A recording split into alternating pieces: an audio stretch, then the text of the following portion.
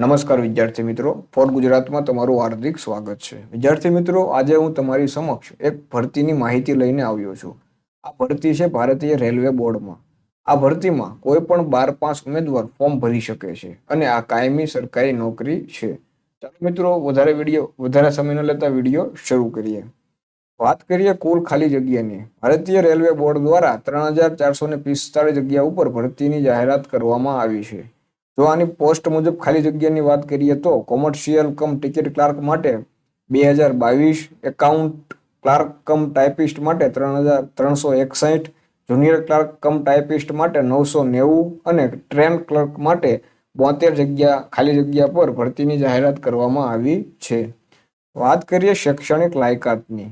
આ ભરતી માટે ફોર્મ ભરવા ફક્ત 12 પાસની શૈક્ષણિક લાયકાત છે, પણ જનરલ, ઓબીસી અને ઈડબ્લ્યુએસ કેટેગરી વાળા માટે ધોરણ 12માં 50% હોય તે જરૂરી છે અને એસસી, એસટી અને દિવ્યાંગ ઉમેદવારને ફક્ત 12 પાસ હોવું જરૂરી છે. એને કોઈ ટકાની લિમિટ છે નહીં.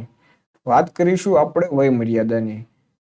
આ ભરતી માટે તમે આવેદન કરવા ઈચ્છો છો તો 1 જાન્યુઆરી 2025ના રોજ તમારી ઓછામાં ઓછી ઉંમર 18 વર્ષ અને વધુમાં વધુ ઉંમર 35 વર્ષ હોવી જોઈએ.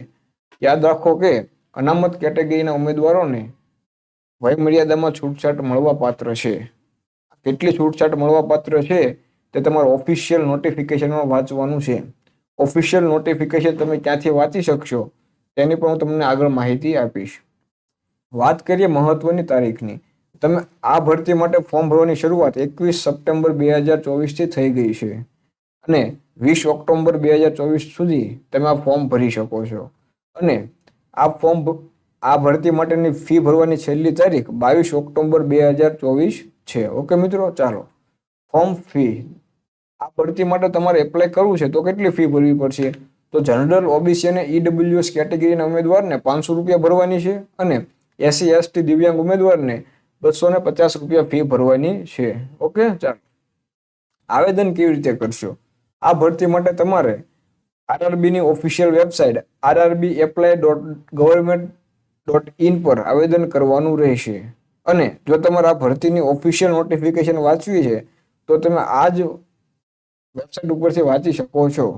વિદ્યાર્થી મિત્રો, હું તમને આગ્રહ કરીશ કે આ ભરતી માટે આવેદન કરતા પહેલા એકવાર ઓફિશિયલ નોટિફિકેશન વાંચી લેવી. ઓકે મિત્રો, નિયમિત ભરતીની માહિતી મેળવવા માટે અમારી આ ચેનલ ફોર ગુજરાતને સબસ્ક્રાઇબ કરજો. ધન્યવાદ.